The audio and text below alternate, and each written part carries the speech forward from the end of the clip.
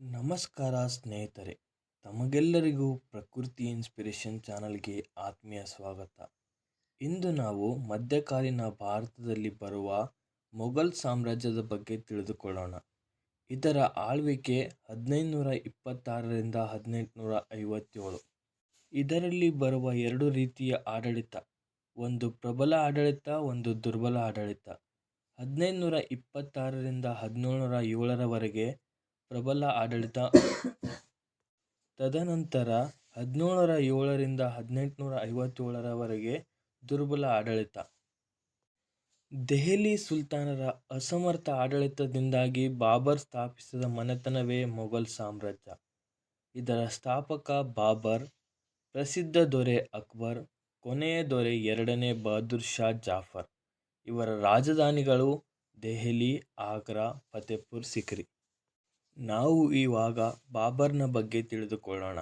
ಬಾಬರ್ನ ಆಳ್ವಿಕೆ 1526ರಿಂದ 1530. ಈತನ ಬಾಲ್ಯದ ಹೆಸರು ಜಾಹಿರುದ್ದೀನ್ ಮೊಹಮ್ಮದ್. ಈತನ ಜನನ ಮಧ್ಯ ಏಷ್ಯಾದ ಸಮರ್ಕಂಡ ಪ್ರಾಂತ್ಯದ ಫರ್ಗಾನಾ ಎಂಬಲ್ಲಿ 1483 ಫೆಬ್ರವರಿ 14ರಂದು ಜನಿಸಿದನು. ಈತನ ತಂದೆ ಉಮರ್ ಶೇಖ್ ಮಿರ್ಜಾ. ಈತನು ತೈಮೂರ್ ವಂಶಸ್ಥ. ಈತನ ತಾಯಿ ಕುತ್ಲುಗ್ ನಿಗಾರ್ ಖಾನು ಬೇಗಂ. ಈತಳು ಮಂಗೋಲರ ಚಂಗಿಸ್ಖಾನಳ ವಂಶಸ್ಥಳು. ಈತನನ್ನು ಭಾರತದ ಮೇಲೆ ದಾಳಿ ಮಾಡಲು ಆಹ್ವಾನ ನೀಡಿದವರು ಆಲಂ ಖಾನ್, ರಾಣಾ ಸಂಗ್ರಾಮ್ ಸಿಂಗ್, ದೌಲತ್ ಖಾನ್. ನಾವು ಇವಾಗ ಬಾಬರ್ ಮಾಡಿದ ಪ್ರಮುಖ ಕದನಗಳ ಬಗ್ಗೆ ತಿಳಿದುಕೊಳ್ಳೋಣ. ಈತನು ಭಾರತದಲ್ಲಿ ಮಾಡಿದ ಪ್ರಮುಖ ಕದನಗಳು 4. 1526 ಏಪ್ರಿಲ್ 21ರಂದು ಮೊದಲನೇ ಪಾಣಿಪತ್ ಕದನ ಬಾಬರ್ ಮತ್ತು ಇಬ್ರಾಹಿಂ ಲೋಧಿ ನಡುವೆ ನಡೆಯಿತು. ಇದರಿಂದ ದೆಹಲಿ ಸುಲ್ತಾನರ ಕೊನೆಯ ಸಂತತಿಯಾದ ಲೋಧಿ ಸಂತತಿಯನ್ನು ನಾಶ ಮಾಡಿ ಈತನು ಮೊಘಲ್ ಸಾಮ್ರಾಜ್ಯವನ್ನು ಸ್ಥಾಪನೆ ಮಾಡಿದನು. ಇದಾದ ನಂತರ 1527ರಲ್ಲಿ ಕಣ್ವಾ ಕಾಳಗ. ಇದು ಬಾಬರ್ ಮತ್ತು ರಾಣಾ ಸಂಗ್ರಾಮ್ ಸಿಂಗರ ನಡುವೆ ನಡೆಯಿತು. ಮತ್ತು ಈತನು ಮಾಡಿದ ಮೂರನೇ ಕದನ 1528 ಚಂದೇರಿ ಕಾಳಗ. ಇದು ಬಾಬರ್ ಮತ್ತು ಮೇದಿನಿ ರಾಯ್ ನಡುವೆ ನಡೆಯಿತು. ಈತನು ಭಾರತದ ಮೇಲೆ ದಾಳಿ ಮಾಡಿದ 4ನೇ ಪ್ರಮುಖ ದಾಳಿ ಘಾಗ್ರಾ ಕದನ 1529. ಇದು ಬಾಬರ್ ಮತ್ತು ಮೊಹಮ್ಮದ್ ಲೋಧಿಯ ನಡುವೆ ನಡೆಯಿತು. ಈ 4 ಕದನಗಳಲ್ಲಿ ಬಾಬರ್ನೇ ವಿಜಯ ಸಾಧಿಸಿದನು. ಈ 4 ಕದನಗಳ ಬಗ್ಗೆ ತಮಗೆ ನೆನಪಿಟ್ಟುಕೊಳ್ಳಲು PKC ಘಾಗ್ರಾ ಎಂಬ ಟ್ರಿಕ್. P ಎಂದರೆ ಪಾಣಿಪತ್, K ಎಂದರೆ ಕಣ್ವಾ, C ಎಂದರೆ ಚಂದೇರಿ, ಘಾಗ್ರಾ ಎಂದರೆ ಘಾಗ್ರಾ ಕದನ. ಈತನು 1530ರಲ್ಲಿ ಮರಣ ಹೊಂದಿದನು. ಈತನ ಸಮಾಧಿ ಕಾಬೂಲ್. ಮೊದಲು ಈತನ ಸಮಾಧಿ ಮಾಡಿದ್ದು ಆಗ್ರಾದಲ್ಲಿ. ಈತನ ಪ್ರಮುಖ ಕಾರ್ಯಗಳು. ಈತನು ತುಲ್ಗಾಮ ಯುದ್ಧ ನೀತಿ ಪರಿಚಯಿಸಿದ. ತುಲ್ಗಾಮ ಯುದ್ಧ ನೀತಿ ಎಂದರೆ ಯುದ್ಧ ಮಾಡುವ ಸಂದರ್ಭದಲ್ಲಿ ವೈರಿಗಳ ಹಿಂದೆ ಬಂದು ಅವರ ಮೇಲೆ ದಾಳಿ ಮಾಡುವುದು. ಈತನು ಮೊದಲ ಬಾರಿಗೆ ಫಿರಂಗಿಗಳನ್ನು ಬಳಸಿದನು. ಈತನು ಭಾರತಕ್ಕೆ ಗುಲಾಬಿ ಹೂ ಪರಿಚಯಿಸಿದ. ಈತನು ಅಯೋಧ್ಯದಲ್ಲಿರುವ ರಾಮ ಮಂದಿರವನ್ನು ಕೆಡವಿ ಬಾಬರಿ ಮಸೀದಿಯನ್ನು ನಿರ್ಮಿಸಿದನು. ಬಾಬರನ ಆತ್ಮಕಥನ ಬಾಬರ್ ನಾಮ. ಇದು ತುರ್ಕಿಷ್ ಅಥವಾ ಚಗಟಾಯಿ ಭಾಷೆಯಲ್ಲಿದೆ. ಬಾಬರ್ನ ಸಮಕಾಲೀನ ವಿಜಯನಗರ ಸಾಮ್ರಾಜ್ಯದ ಪ್ರಸಿದ್ಧ ಅರಸ ಶ್ರೀಕೃಷ್ಣದೇವರಾಯ. ಈತನ ಆಳ್ವಿಕೆ 1509ರಿಂದ 1529. ಬಾಬರ್ನ ಆಳ್ವಿಕೆ ಆದ ನಂತರ ಆತನ ಮಗ ಹುಮಾಯೂನ್ ಆಳ್ವಿಕೆಗೆ ಬಂದನು. ಈತನ ಆಳ್ವಿಕೆಯ ಕಾಲ 1530-1540 ಮತ್ತು 1555-1556. ಹುಮಾಯೂನ್ ಪದದ ಅರ್ಥ ಅದೃಷ್ಟವಂತ. ಈತನು ಅದೃಷ್ಟವಂತ ಎಂಬ ಹೆಸರಿಟ್ಟುಕೊಂಡು ದುರಾದೃಷ್ಟ ಆಡಳಿತ ಮಾಡಿದ ಮೊಘಲ್ ಅರಸ. 2 ಬಾರಿ ದೆಹಲಿ ಸಿಂಹಾಸನವನ್ನೇರಿದ ಏಕೈಕ ಮೊಘಲ್ ದೊರೆ. ಈತನ ಸಹೋದರರು ಕಾಮ್ರಾನ್, ಅಸ್ಕಾರ್, ಹಿಂಡಾಲ್. ಈತನ ಸಹೋದರಿ ಗುಲ್ಬದನ್ ಬೇಗಂ. ಈತನು ಬಾಬರ್ ಮರಣ ಹೊಂದಿದ ನಂತರ ತನ್ನ ಸಾಮ್ರಾಜ್ಯವನ್ನು 4 ಭಾಗಗಳಾಗಿ ವರ್ಗೀಕರಿಸಿದನು. ದೆಹಲಿಯನ್ನು ತಾನೇ ಇಟ್ಟುಕೊಂಡು ಕಾಬೂಲನ್ನು ಕಾಮ್ರಾನನಿಗೆ, ಸಂದಾಲನ್ನು ಆಸ್ಕರನಿಗೆ, ಮೇವಾರವನ್ನು ಹಿಂಡಾಲನಿಗೆ ವಹಿಸಿಕೊಟ್ಟನು. ಈತನು ಮಾಡಿದ ಪ್ರಮುಖ ಕದನಗಳು: 1532ರಲ್ಲಿ ಚುನಾರ್ ಕೋಟೆ ದಾಳಿ ಮಾಡಿ ಆ ಕೋಟೆಯನ್ನು ವಶಪಡಿಸಿಕೊಂಡನು. ಅಲ್ಲಿ ಆಳ್ವಿಕೆ ಮಾಡುತ್ತಿದ್ದವನು ಶೇರ್ ಷಾ ಸೂರಿಯನ್ನು ಸೋಲಿಸಿದ. ಮತ್ತು 1536ರಲ್ಲಿ ಚೌಸಾ ಕಾಳಗದಲ್ಲಿ ಹುಮಾಯೂನನು ಶೇರ್ ಷಾನ ವಿರುದ್ಧ ಹೋರಾಡಿ ಸೋತನು. ಈತನು ಜೀವನದಲ್ಲಿ ಜಿಗುಪ್ಸೆ ಹೊಂದಿ ಗಂಗಾ ನದಿಗೆ ಹಾರಿಬಿದ್ದಾಗ ಆತನನ್ನು ರಕ್ಷಣೆ ಮಾಡಿದ ಜಲಗಾರ ನಿಜಾಮ್ ಖಾನ್. ಜಲಗಾರ ನಿಜಾಮ್ ಖಾನನು ಒಂದು ದಿನ ದೆಹಲಿಯ ಸಿಂಹಾಸನದ ಮೇಲೆ ಕುಳಿತುಕೊಳ್ಳುವ ಆಸೆಯನ್ನು ವ್ಯಕ್ತಪಡಿಸಿದಾಗ ಹುಮಾಯೂನ್ ಆತನಿಗೆ ಒಂದು ದಿನ ದೆಹಲಿ ಸಿಂಹಾಸನವನ್ನು ಬಿಟ್ಟುಕೊಟ್ಟನು. ಅದಕ್ಕೋಸ್ಕರ ಈತನಿಗೆ ಏಕ್ ದಿನ್ ಕಾ ದೆಹಲಿ ಸುಲ್ತಾನ್ ಎನ್ನುವರು. ಇದಾದ ನಂತರ 1540ರಲ್ಲಿ ಕನೌಜ್ ಅಥವಾ ಬಿಲ್ಗ್ರಾಮ್ ಕದನ ನಡೆಯಿತು ಶೇರ್ ಷಾ ಮತ್ತು ಹುಮಾಯೂನ್ನ ನಡುವೆ. ಈ ಕದನದಲ್ಲಿ ಹುಮಾಯೂನ್ ಸಂಪೂರ್ಣವಾಗಿ ಸೋತು ಅಲೆಮಾರಿಯಾದನು. ಈತನು ಅಲೆಮಾರಿ ಜೀವನ ನಡೆಸುತ್ತಿರುವಾಗ ಹಮೀದಾ ಬಾನು ಬೇಗಂ ಜೊತೆ ಪ್ರೀತಿ ಬೆಳೆಸಿ ಅವಳ ಜೊತೆ 1541ರಲ್ಲಿ ಮದುವೆಯಾದನು. ಇದಾದ ನಂತರ 1542ರಲ್ಲಿ ಅಮರ್ ಕೋಟೆಯ ರಜಪೂತರ ದೊರೆ ವೀರ ಸಾಲನ ಮನೆಯಲ್ಲಿ ಅಕ್ಬರ್ ಜನಿಸಿದನು. ಈತನು ಬಿಲ್ಗ್ರಾಮ್ ಕದನದಲ್ಲಿ ಸೋತಾಗ 1540ರಿಂದ 55ರವರೆಗೆ ಸೂರಿ ಮನೆತನ ಆಳ್ವಿಕೆ ಮಾಡಿತ್ತು. ಅಲ್ಲಿ ಶೇರ್ ಷಾನ ನಂತರ ಸಿಕಂದರ್ ಷಾ ಸೂರಿ ಆಳ್ವಿಕೆ ಮಾಡುತ್ತಿದ್ದನು. ಈತನು 1555ರಲ್ಲಿ ಸರ್ಹಿಂದ್ ಕಾಳಗದಲ್ಲಿ ಸಿಕಂದರ್ ಷಾ ಸೂರಿಯನ್ನು ಸೋಲಿಸಿ ಮತ್ತೆ ಸಿಂಹಾಸನವನ್ನು ಗೆದ್ದುಕೊಂಡು ಮತ್ತೆ ಆಳ್ವಿಕೆ ಆರಂಭಿಸಿದನು. ಅತಿ ಹೆಚ್ಚು ಗಾಂಜಾ ಸೇದುತ್ತಿದ್ದ ಮೊಘಲರ ದೊರೆ. ಈತನು ಕಟ್ಟಿಸಿದ ನಗರ ದೀನ್ಪನ್ನ. ಈತನು ಕಟ್ಟಿಸಿದ ಗ್ರಂಥಾಲಯ ದೀನ್ಪನ್ನ ಗ್ರಂಥಾಲಯ. ಈತನು 1556ರಲ್ಲಿ ಈತನೇ ಕಟ್ಟಿಸಿದ ದೀನ್ಪನ್ನ ಎಂಬ ಗ್ರಂಥಾಲಯದಿಂದ ಕಾಲು ಜಾರಿ ಬಿದ್ದು ಮರಣ ಹೊಂದಿದನು. ಈತನ ಸಮಾಧಿ ಇರುವುದು ದೆಹಲಿಯಲ್ಲಿ. ಈ ಸಮಾಧಿಯನ್ನು ಅಮೃತಶಿಲೆಯಲ್ಲಿ ಕಟ್ಟಿಸಲಾಗಿದೆ. ಈ ಸಮಾಧಿಯನ್ನು ಕಟ್ಟಿಸಿದರು ಈತನ ಹೆಂಡತಿ ಹಮೀದಾ ಬಾನು ಬೇಗಂ. ಈ ಸಮಾಧಿಯು 1993ರಲ್ಲಿ ವಿಶ್ವ ಪಾರಂಪರ್ಯ ಪಟ್ಟಿಗೆ ಸೇರಿದೆ. ಈತನನ್ನು 1540ರಲ್ಲಿ ಬಿಲ್ಗ್ರಾಮ್ ಅಥವಾ ಕನೌಜ್ ಕದನದಲ್ಲಿ ಸೋಲಿಸಿದ ಶೇರ್ ಷಾ ಸೂರಿಯು ಸೂರ್ ಮನೆತನವನ್ನು ಸ್ಥಾಪಿಸಿದನು. ನಾವು ಇವಾಗ ಸೂರ್ ಮನೆತನದ ಬಗ್ಗೆ ತಿಳಿದುಕೊಳ್ಳೋಣ. ಸೂರ್ ಮನೆತನದ ಆಳ್ವಿಕೆ 1540ರಿಂದ 1555. ಸ್ಥಾಪಕ ಶೇರ್ ಷಾ ಸೂರಿ. ಶೇರ್ ಷಾ ಸೂರಿನ ಮೊದಲ ಹೆಸರು ಫರೀದ್. ಈತನ ಆಳ್ವಿಕೆ 1540ರಿಂದ 45. ಜನ್ಮಸ್ಥಳ ಮಧ್ಯ ಏಷ್ಯಾದ ಪರ್ಷಿಯನ್ ದೇಶದ ಫರ್ಗಾನ ಎಂಬಲ್ಲಿ ಈತನು ಜನಿಸಿದನು. ಈತನ ತಂದೆತಾಯಿಗಳು ಮತ್ತು ಮಲತಾಯಿಯ ಧೋರಣೆಯಿಂದ 22ನೇ ವಯಸ್ಸಿನಲ್ಲಿಯೇ ಮನೆ ಬಿಟ್ಟು ಬಿಹಾರದ ವ್ಯಾಪಾರಿ ಬೈರಮ್ ಖಾನ್ ಲೋಹಾನಿಯ ಬಳಿ ಕೆಲಸಕ್ಕೆ ಸೇರಿಕೊಂಡನು. ಬೈರಮ್ ಖಾನನಿಂದ ಶೇರ್ ಖಾನ್ ಎಂಬ ಬಿರುದು ಪಡೆದುಕೊಂಡ. ಶೇರ್ ಷಾನು ಒಬ್ಬಂಟಿಗನಾಗಿ ಹುಲಿಯನ್ನು ಕೊಂದಿದ್ದ ಕಾರಣಕ್ಕಾಗಿ ಈತನನ್ನು ಶೇರ್ ಖಾನ್ ಎಂಬ ಬಿರುದು ಬೈರಮ್ ಖಾನ್ ಲೋಹಾನಿಯ ನೀಡಿದನು. ಈತನು 1540ರಲ್ಲಿ ಬಿಲ್ಗ್ರಾಮ್ ಕದನದಲ್ಲಿ ಸೂರ್ ಮನೆತನವನ್ನು ಸ್ಥಾಪಿಸಿದ. ಇದಾದ ನಂತರ 1545ರಲ್ಲಿ ಕಾಲಿಂಜರ್ ಕೋಟೆಯ ಮೇಲೆ ದಾಳಿ ಮಾಡಿದನು. ಅಲ್ಲಿ ಆಳ್ವಿಕೆ ಮಾಡುತ್ತಿದ್ದ ದೊರೆ ರಾಜ ಕೀರತ್ ಸಿಂಗ್. ಆವಾಗ ಈತನು ಸಿಡಿಸಿದ್ದ ಸಿಡಿಮದ್ದಿನ ಸ್ಫೋಟಕ್ಕೆ ಈತನೇ ಬಲಿಯಾದನು. ಈತನ ಸಮಾಧಿ ಇರುವುದು ಬಿಹಾರದ ಸಸಾರಂ. ಶೇರ್ ಷಾನ ಆಡಳಿತ ಅವಧಿಯಲ್ಲಿ ಈತನು ಪ್ರಾಂತ್ಯಗಳನ್ನು 4 ವರ್ಗಗಳಾಗಿ ವರ್ಗೀಕರಿಸಿದನು. ಪ್ರಾಂತ್ಯ, ಸರ್ಕಾರ, ಪರಗಣ, ಗ್ರಾಮ. ಪ್ರಾಂತ್ಯಗಳಿಗೆ ಯುವರಾಜ, ಸರ್ಕಾರಗಳಿಗೆ ಫೌಜದಾರ್, ಪರಗಣಗಳಿಗೆ ಶೇಖ್ದಾರ್, ಗ್ರಾಮಗಳಿಗೆ ಚೌಕಿದಾರ್. ಈತನ ಕಾಲಾವಧಿಯಲ್ಲಿ ಇದ್ದ ಪರಗಣಗಳು 47. ಈತನ ಆಸ್ಥಾನದಲ್ಲಿದ್ದ ಪ್ರಸಿದ್ಧ ಕಂದಾಯ ಮಂತ್ರಿ ರಾಜ ತೋದರಮಲ್ಲ. ಅದಕ್ಕೋಸ್ಕರ ಈತನನ್ನು ಅಕ್ಬರನ ಮುನ್ಸೂಚಕ ದೊರೆ ಎಂದು ಕರೆಯುವರು. ಈತನು ಕೃಷಿ ಭೂಮಿಯನ್ನು ಫಲವತ್ತತೆಗೆ ಅನುಗುಣವಾಗಿ ನಿಗದಿಪಡಿಸಿದ. ಉನ್ನತ ಭೂಮಿ, ಮಧ್ಯ ಭೂಮಿ, ಕನಿಷ್ಠ ಭೂಮಿ. ಉನ್ನತ ಭೂಮಿಯು ನೀರಾವರಿಗೆ ಒಳಪಟ್ಟ ಭೂಮಿ. ಮಧ್ಯಭೂಮಿ ಭೂಮಿಯು ಮಳೆ ಆಶ್ರಿತ ಭೂಮಿ. ಕನಿಷ್ಠ ಭೂಮಿಯು 3-4 ವರ್ಷ ಕೃಷಿ ಮಾಡುವ ಭೂಮಿ. ನಾವು ಇವಾಗ ಶೇರ್ ಷಾ ಸೂರಿಯು ಮಾಡಿದ ಪ್ರಮುಖ ಸುಧಾರಣೆಗಳ ಬಗ್ಗೆ ತಿಳಿದುಕೊಳ್ಳೋಣ. ಈತನು ಪಟ್ಟಾ ಪುಸ್ತಕ ಜಾರಿಗೆ ತಂದನು. ಇದರಲ್ಲಿ ಕಂದಾಯವನ್ನು ಬರೆದಿಡಲಾಗುತ್ತಿತ್ತು. ಈತನು ಧಾಮ್ ಎಂಬ ಬೆಳ್ಳಿ ನಾಣ್ಯ ಜಾರಿಗೆ ತಂದನು. ಈತನು ಧಾಮ್ ಎಂಬ ಬೆಳ್ಳಿ ನಾಣ್ಯ ಜಾರಿಗೆ ತಂದ ಕಾರಣದಿಂದಾಗಿ ಎಡ್ವರ್ಡ್ ಥಾಮಸ್ ಈತನಿಗೆ ರೂಪಾಯಿಗಳ ಜನಕ ಎಂದು ಕರೆದರು. ಈತನು ಗ್ರ್ಯಾಂಡ್ ಟ್ರಂಕ್ ರಸ್ತೆಯನ್ನು ನಿರ್ಮಿಸಿದನು.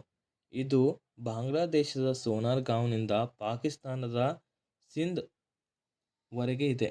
ಈತನು ರಸ್ತೆಗಳ ರಕ್ಷಣೆಗಾಗಿ ದರೋಗಿ ದಾರ್ ಚೌಕಿ ಎಂಬ ಅಧಿಕಾರಿಯನ್ನು ನೇಮಿಸಿದನು. ಈತನ ನಂತರ ಸಿಕಂದರ್ ಶಾ ಸೂರಿ ಆಳ್ವಿಕೆ ಮಾಡಿದನು. ಈತನನ್ನು 1555ರಲ್ಲಿ ಸರ್ಹಿಂದ್ ಕಾಳಗದಲ್ಲಿ ಹುಮಾಯೂನ್ ಸೋಲಿಸಿ ದೆಹಲಿ ವಶಪಡಿಸಿಕೊಂಡನು ಮತ್ತು ಮೊಘಲ್ ಸಾಮ್ರಾಜ್ಯವನ್ನು ಪುನರ್ಸ್ಥಾಪಿಸಿದನು. ನಾವು ಇವಾಗ ಮೊಘಲ್ ಸಾಮ್ರಾಜ್ಯದಲ್ಲೇ ಪ್ರಸಿದ್ಧ ದೊರೆ ಆದ ಅಕ್ಬರ್ ಮಹಾಶಯನ ಬಗ್ಗೆ ತಿಳಿದುಕೊಳ್ಳೋಣ. ಈತನ ಆಳ್ವಿಕೆ 1556ರಿಂದ 1605. ಈತನ ಮೊದಲ ಹೆಸರು ಜಲಾಲುದ್ದೀನ್ ಮೊಹಮ್ಮದ್. ಈತನ ಜನನ 1542 ಅಕ್ಟೋಬರ್ 15ರಂದು ಸಿಂಧ್ನ ಅಮರ್ಕೋಟೆ ಪ್ರದೇಶದ ರಜಪೂತರ ದೊರೆ ವೀರಸಾಲನ ಮನೆಯಲ್ಲಿ ಈತನು ಜನಿಸಿದನು. ಈತನ ತಂದೆ ಹುಮಾಯೂನ್, ಈತನ ತಾಯಿ ಹಮೀದಾ ಬಾನು ಬೇಗಂ, ಮಲತಾಯಿ ಮೌಲಾನಾ ಅನಗ್ ಬೇಗಂ. ಈತನ ಮಲ ಸಹೋದರ ಆದಮ್ ಖಾನ್. ಈತನ ಧಾರ್ಮಿಕ ಗುರು ಅಬ್ದುಲ್ ಲತೀಫ್. ಈತನ ಪಟ್ಟಾಭಿಷೇಕ 1556 ಫೆಬ್ರವರಿ 14ರಂದು ಪಂಜಾಬಿನ ಕಲ್ನೂರಿನಲ್ಲಿ ಈತನು ಪಟ್ಟಾಭಿಷೇಕ ಮಾಡಿಕೊಂಡನು. ಈತನ ಧರ್ಮ ದೀನ್-ಇ ಇಲಾಹಿ. ಈತನ ಆಸ್ಥಾನದಲ್ಲಿದ್ದ ಏಕೈಕ ಹಿಂದೂ ಮಂತ್ರಿ ಬೀರ್ಬಲ್. ಈತನ ಕಂದಾಯ ಮಂತ್ರಿ ರಾಜ ತೋದರಮಲ್ಲ. ಇವಾಗ ನಾವು ಅಕ್ಬರ್ ಮಾಡಿದ ಪ್ರಮುಖ ಕದನಗಳ ಬಗ್ಗೆ ತಿಳಿದುಕೊಳ್ಳೋಣ. 1556ರಲ್ಲಿ ಎರಡನೇ ಪಾಣಿಪತ್ ಕದನ ನಡೆಯಿತು. ಇದು ಅಕ್ಬರನ ದಂಡನಾಯಕನಾದ ಬೈರಮ್ ಖಾನ್ ಮತ್ತು ಹೇಮಚಂದ್ರ. ಅಕ್ಬರನ ಪರವಾಗಿ ಬೈರಮ್ ಖಾನ್ ಯುದ್ಧ ಮಾಡುತ್ತಿದ್ದನು.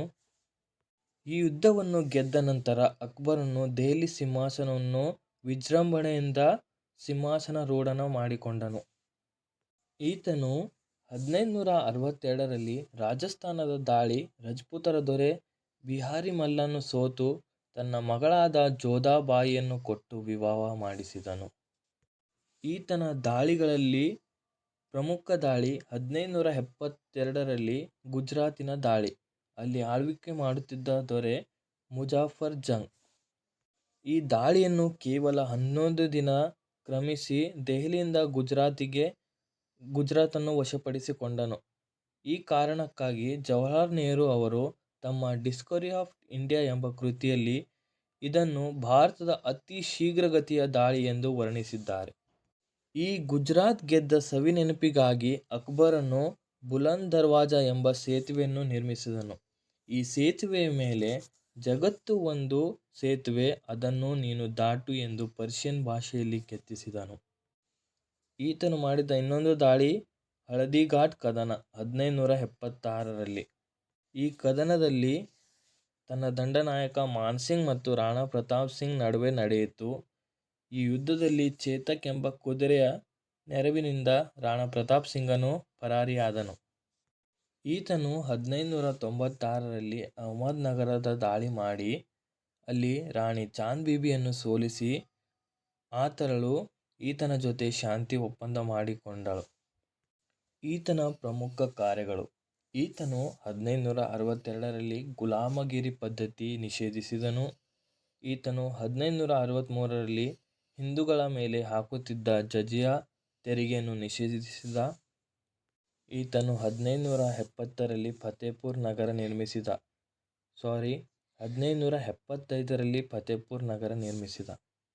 ಈತನು 1575ರಲ್ಲಿ ಬುಲಂದ್ ದರ್ವಾಜಾ ನಿರ್ಮಿಸಿದನು. ಇದು 1572ರಲ್ಲಿ ಗುಜರಾತ್ ಮೇಲೆ ಮಾಡಿದ ದಾಳಿಯ ಸವಿನೆನಪಿಗಾಗಿ ಈತನು ಬುಲಂದ್ ದರ್ವಾಜಾವನ್ನು ನಿರ್ಮಿಸಿದನು. ಈತನು ಜನರಿಗೋಸ್ಕರ ಝರೋಕಿ ದರ್ಶನ್ ಗೆ ಅವಕಾಶ ಕಲ್ಪಿಸಿದನು. ಈತನು 1582ರಲ್ಲಿ ದೀನ್ ಇಲಾಹಿ ಎಂಬ ಧರ್ಮವನ್ನು ಸ್ಥಾಪಿಸಿದ. ಉಚಿತವಾಗಿ ಹಜ್ ಯಾತ್ರೆಯನ್ನು ಆರಂಭಿಸಿದನು ಮತ್ತು ಮನ್ಸಬ್ದಾರಿ ಪದ್ಧತಿ ಜಾರಿಗೆ ತಂದ. ಈತನು ಸ್ಥಾಪಿಸಿದ ದೀನ್ ಇಲಾಹಿ ಧರ್ಮಕ್ಕೆ ಸೇರಿಕೊಂಡ ಏಕೈಕ ಹಿಂದೂ ವ್ಯಕ್ತಿ ಆತನೇ ಬೀರ್ಬಲ್. ಈತನ ಆಸ್ಥಾನದಲ್ಲಿದ್ದ ನವಮಣಿಗಳು ಅಬುಲ್ ಫೈಜಿ, ಅಬುಲ್ ಫಜಲ್, ಅಬ್ದುಲ್ ರಹೀಮ್ ಖಾನ್, ಅಬ್ದುಲ್ ಲತೀಫ್, ರಾಜ ತೋದರಮಲ್ಲ, ಫಕೀರ್ ಅಜೋದ್ದೀನ್, ಬೀರ್ಬಲ್, ಮಾನ್ಸಿಂಗ್ ಮತ್ತು ತಾನ್ಸೇನ್. ಅಕ್ಬರ್ ಮಹಾಶಯನು 1605ರಲ್ಲಿ ಅಮಶಂಕೆ ಎಂಬ ರೋಗದಿಂದ ಬಳಲಿ ಮರಣ ಹೊಂದಿದನು. ಈತನ ಸಮಾಧಿ ಇರುವುದು ಆಗ್ರಾದ ಸಮೀಪ ಇರುವ ಸಿಕಂದರಾಬಾದ್ನಲ್ಲಿ. ಈತನ ನಂತರ ಆಳ್ವಿಕೆ ಮಾಡಿದವನು ಜಹಾಂಗೀರ್. ಈತನ ಆಳ್ವಿಕೆ ಕಾಲ 1605ರಿಂದ 1627. ತಂದೆ ಅಕ್ಬರ್, ತಾಯಿ ಜೋಧಾಬಾಯಿ. ಈತನ ಮೊದಲ ಹೆಸರು ಸಲೀಂ. ಅಕ್ಬರ್ ಈತನಿಗೆ ಪ್ರೀತಿಯಿಂದ ಶೇಖು ಬಾಬಾ ಎಂದು ಕರೆಯುತ್ತಿದ್ದನು. ಈತನ ಗುರು ಅಬ್ದುಲ್ ರಹೀಮ್ ಖಾನ್. ಈತನ ಮೊದಲ ಪ್ರೇಯಸಿ ಅನಾರ್ಕಲಿ. ಈತನ ಮೊದಲ ಹೆಂಡತಿ ಮಾನುಬಾಯಿ. ಈತನ ಕೊನೆಯ ಹೆಂಡತಿ ನೂರ್ ಜಹಾನ್. ಈತನ ಮಕ್ಕಳು ಖುಸ್ರೋ ಖಾನ್, ಪರ್ವೇಜ್, ಶಾರ್ಯ, ಖುರ್ರಂ.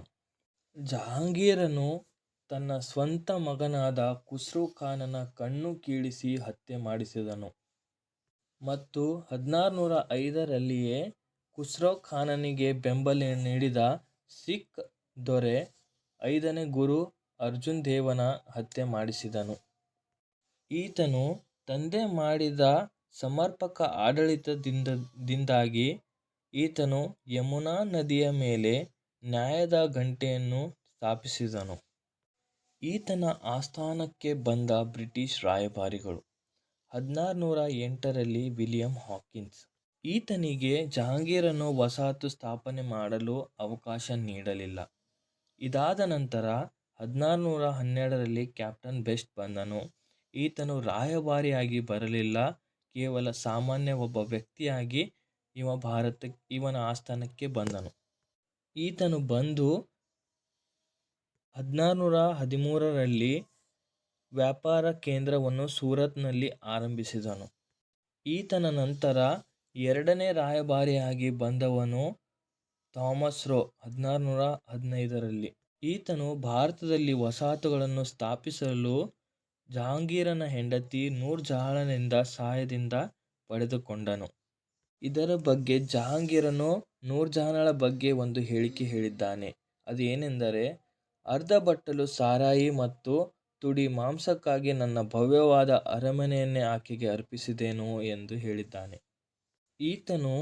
ಈಕೆ ನೂರ್ ಜಹಾನ್ಳನ್ನು 1611ರಲ್ಲಿ ನಡೆಯುತ್ತಿದ್ದ ನವರೋಜ ಉತ್ಸವದಲ್ಲಿ ಕಂಡು ಆಕೆಯನ್ನು 1611ರಲ್ಲಿ ಮದುವೆಯಾದನು.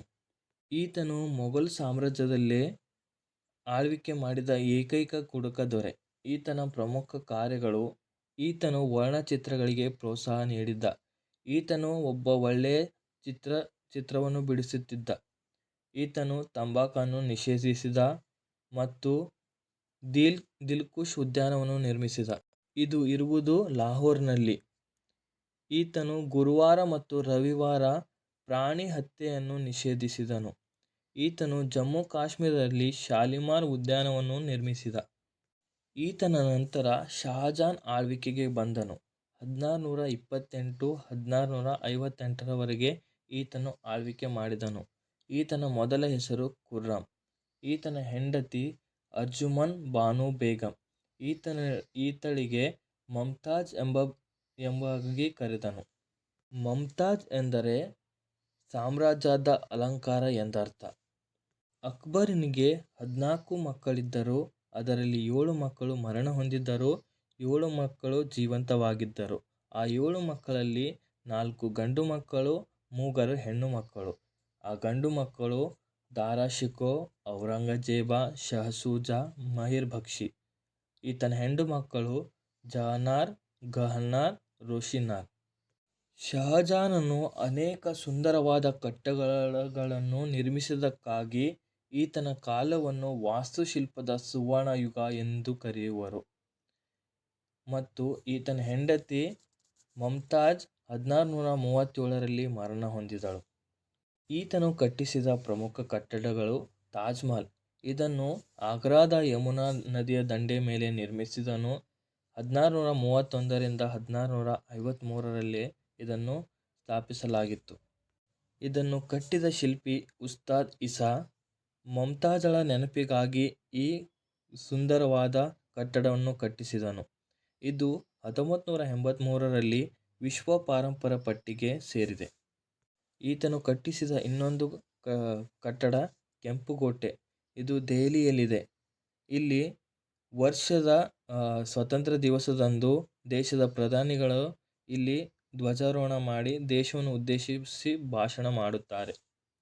ಈತನು ನಿರ್ಮಿಸಿದ ಇನ್ನೊಂದು ಕಟ್ಟಡ ಮೋತಿ ಗುಂಬಜ್. ಇಲ್ಲಿ ಮಯೂರ ಸಿಂಹಾಸನವಿದೆ. ಈ ಮಯೂರ ಸಿಂಹಾಸನವನ್ನು ಶಹಜಾನ್ 1 ಕೋಟಿ ರೂಪಾಯಿಗೆ ಚಿನ್ನ, ವಜ್ರ, ವೈಡೂರ್ಯ, ಮುತ್ತು, ರತ್ನಗಳಿಂದ ನಿರ್ಮಾಣ ಮಾಡಿಸಿದನು. ಇದರ ಶಿಲ್ಪಿ ಬಾದಲ್ ಖಾನ್. ಇವನು ದಿವಾನಿ ಆಮ್ ಮತ್ತು ದಿವಾನಿ ಖಾಸ್ ಎಂಬ ಮಸೀದಿಯನ್ನು ನಿರ್ಮಿಸಿದನು. ಇದರಲ್ಲಿ ದಿವಾನಿ ಖಾಸ್ ಎಂಬ ಮಸೀದಿಗೆ ಭೂಮಿಯ ಮೇಲಿನ ಸ್ವರ್ಗ ಎಂದು ಕರೆಯುತ್ತಾರೆ. ಈತನ ಕೊನೆಯ ದಿನದಲ್ಲಿ ಮಗ ಔರಂಗಜೇಬನು ಈತನನ್ನು ಬಂಧಿಸಿ ಸೆರೆಮನೆಯಲ್ಲಿ ಇಟ್ಟನು. ಈತನು ಅಲ್ಲೇ 1658ರಲ್ಲಿ ಮರಣ ಹೊಂದಿದ. ಈತನ ಸಮಾಧಿ ಇರುವುದು ಆಗ್ರಾ. ಈತನ ನಂತರ ಆಳ್ವಿಕೆಗೆ ಬಂದವನು ಔರಂಗಜೇಬ. ಈತನ ಆಳ್ವಿಕೆ 1658ರಿಂದ 1707ರವರೆಗೆ. ಈತನ ಮೊದಲ ಹೆಸರು ಮೊಯಿನುದ್ದೀನ್ ಔರಂಗಜೇಬ್. ಈತನ ಬಿರುದುಗಳು ಅಲಂಗೀರ್ ಮತ್ತು ಜಿಂದಾಪೀರ್. ಜಿಂದಾಪೀರ್ ಎಂದರೆ ಜೀವಂತ ಸಂತ ಎಂದರ್ಥ. ಈತನು 1658ರಲ್ಲಿ ಸಮುರ್ಗರ್ ಕದನದಲ್ಲಿ ದಾರುಷಿಕನನ್ನು ಹತ್ಯೆ ಮಾಡಿದ ಮತ್ತು ತಂದೆಯನ್ನು ಬಂಧಿಸಿದ. ಆಗ ಈತನಿಗೆ ಬಂದ ಬಿರುದು ಅಲಂಗೀರ್. ಅತಿ ಹೆಚ್ಚು ಹಿಂದೂಗಳನ್ನು ವಿರೋಧಿಸಿದ ಮೊಘಲ್ ದೊರೆ ಔರಂಗಜೇಬ. ಈತನು 1675ರಲ್ಲಿ ಸಿಖ್ ಧರ್ಮದ 9ನೇ ಗುರು ಆದ ತೇಜ್ ಬಹದ್ದೂರನ್ನು ಹತ್ಯೆ ಮಾಡಿಸಿದನು. ಈತನು ತನ್ನ ಆಸ್ಥಾನದಲ್ಲಿ ನಿಷೇಧಿಸಿದ ಪ್ರಮುಖ ಕೆಲಸಗಳು: ಹಿಂದೂಗಳು ನಮಸ್ಕಾರ ಮಾಡುವ ಪದ್ಧತಿಯನ್ನು ನಿಷೇಧಿಸಿದ, ಸಂಗೀತ ಮತ್ತು ನೃತ್ಯವನ್ನು ನಿಷೇಧಿಸಿದನು, ಮದ್ಯಪಾನ ಮತ್ತು ಧೂಮಪಾನವನ್ನು ನಿಷೇಧಿಸಿದನು, ಹಿಂದೂಗಳ ದೀಪಾವಳಿ ಹಬ್ಬ ಮತ್ತು ಹೋಳಿ ಹಬ್ಬಗಳನ್ನು ನಿಷೇಧಿಸಿದನು. ಈತನು ತನ್ನ ಹೆಂಡತಿ ರುಬಿಯಾಳ ಸಲುವಾಗಿ ಮಹಾರಾಷ್ಟ್ರದ ಔರಂಗಾಬಾದ್ನಲ್ಲಿ ಬೀಬಿಕಾ ಮಕ್ಬರಾ ಎಂಬ ಕಟ್ಟಡವನ್ನು ನಿರ್ಮಿಸಿದನು. ಇದನ್ನು 2ನೇ ತಾಜ್ ಮಹಲ್ ಎಂದು ಕರೆಯುತ್ತಾರೆ. ಈತನು 1665ರಲ್ಲಿ ಶಿವಾಜಿಯ ವಿರುದ್ಧ ಜೈಸಿಂಗ್ ಹಾಗೂ ದುಲೀಪ್ ಸಿಂಗನ್ನು ಕಳಿಸಿದಾಗ ಶಿವಾಜಿಯು ಪುರಂದರ್ಗಢ ಒಪ್ಪಂದವನ್ನು ಮಾಡಿಕೊಂಡು ತನ್ನ 23 ಕೋಟೆಗಳನ್ನು ಔರಂಗಜೇಬನಿಗೆ ಬಿಟ್ಟುಕೊಟ್ಟನು. ಇದಾದ ನಂತರ ಶಿವಾಜಿಯು 1672ರಲ್ಲಿ ಮೊಘಲರ ಬಲಿಷ್ಠ ಸೈನ್ಯವನ್ನು ಸೋಲಿಸಿದ. ಸೋತ ಔರಂಗಜೇಬನು ದಕ್ಷಿಣದ ಹುಣ್ಣು ನನ್ನನ್ನು ಹಾಳು ಮಾಡಿತು ಎಂದು ಹೇಳಿದನು. ಇದು ನಡೆದ ಕದನ ಸಲಾರ್ ಕದನ. ಈತನನ್ನು ಎದುರಿಸಿದ ಕರ್ನಾಟಕದ ವೀರರಾಣಿ ಕೆಳದಿಯ ಚೆನ್ನಮ್ಮ ಮತ್ತು ಔರಂಗಜೇಬನು ಕರ್ನಾಟಕದ ನಮ್ಮ ಚಿಕ್ಕರಾಜ ದೇವರಾಜ ಒಡೆಯರಿಗೆ ರಾಜ ಜಗದೇವ ಮಲ್ಲ ಎಂಬ ಬಿರುದು ನೀಡಿದರು. ಆವಾಗ ಮೈಸೂರು ಸಾಮ್ರಾಜ್ಯ. ಈತನು 1707ರಲ್ಲಿ ಮರಣ ಹೊಂದಿದ್ದ. ಈತನ ಸಮಾಧಿ ಇರುವುದು ಮಹಾರಾಷ್ಟ್ರದ ಔರಂಗಾಬಾದ್ನಲ್ಲಿ. ಮೊಘಲ್ ಸಾಮ್ರಾಜ್ಯವನ್ನು ಆಳ್ವಿಕೆ ಮಾಡಿದ ಕೊನೆಯ ದೊರೆ 2ನೇ ಬಹದ್ದೂರ್ ಶಾ.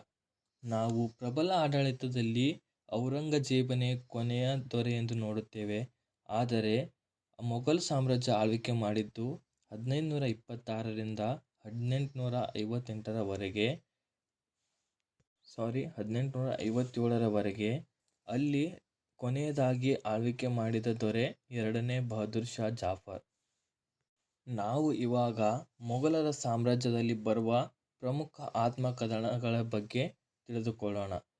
ಬಾಬರ್ ಬರೆದಿರುವುದು ಬಾಬರ್ನಾಮಾ, ತುಜ್ಕಿ ಬಾಬರಿ. ಇದು ತುರ್ಕಿ ಅಥವಾ ಚಗಟಾಯಿ ಭಾಷೆಯಲ್ಲಿದೆ. ಮತ್ತು ಹುಮಾಯೂನ್ ನಾಮ ಬರೆದವರು ಆತನ ತಂಗಿಯಾದ ಗುಲ್ಬದನ್ ಬೇಗಂ. ಜಹಾಂಗೀರ್ ನಾಮವನ್ನು ಜಹಾಂಗೀರ್ ಬರೆದುಕೊಂಡ.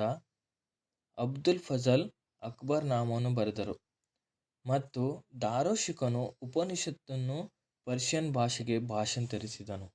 ಇವರ ಕಾಲದಲ್ಲಿ ಮಂತ್ರಿಮಂಡಲ ವ್ಯವಸ್ಥೆ ಇತ್ತು.